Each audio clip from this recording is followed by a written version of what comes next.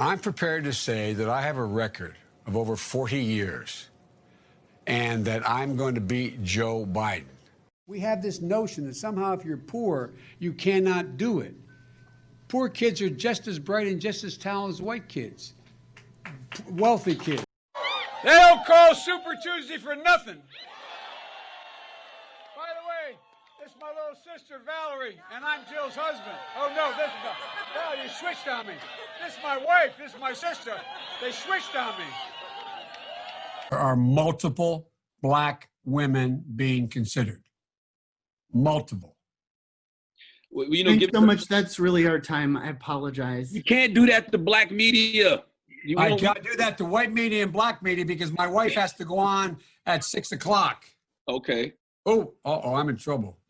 Listen, you got to come see us when you come to New York, VP Biden. I will. It's a long way until November. We got more questions. You got more questions, but I tell you, if you have a problem figuring out whether you're for me or Trump, then you ain't black. It don't have nothing to do with Trump. It has to do with the fact I want something for my... Senator, I'm sure that you would agree that your service in the Senate up to this point has not reflected any particular concern for the larger contributors.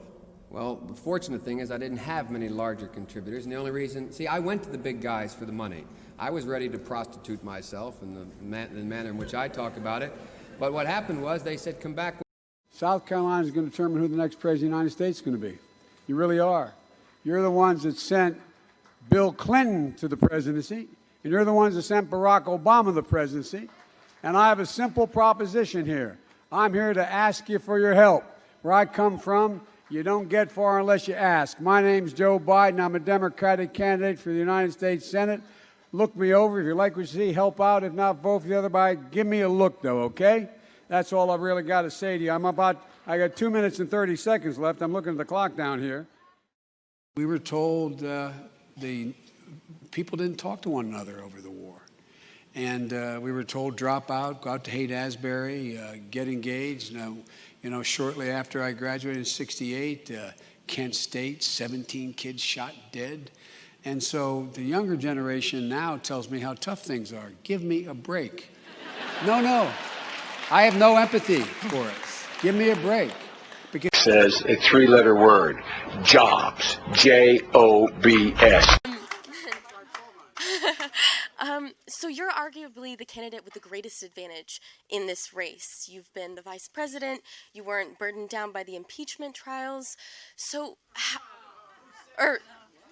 In the participation. So how do you explain the performance in Iowa, and why should the voters believe that you can win the national election? It's a good question. Number one, Iowa's a Democratic caucus. You ever been to a caucus? No, you haven't. You're a lying dog-faced pony soldier. You said you were, but now you got to be honest. I'm the vice president of the United States. We hold these truths to be self-evident. All men and women created by you know the thing. And so we have to just change the culture, period, and keep punching at it and punching at it and punching at it. It will be a big Manish, how are you, man? Well, good to see you. As you know, I got a lot of support from you, Cindy. That's where, and more to come, I think. Yeah, so. No, I've had a great relationship. Right. In Delaware, the largest growth in population is Indian Americans moving from India.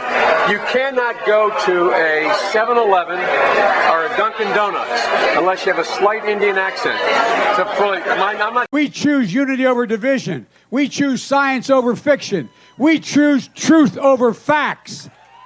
This is not a moment for excuses or deflections or blame game. We're in the middle of a pandemic that had cost us more than 85,000 jobs as of today.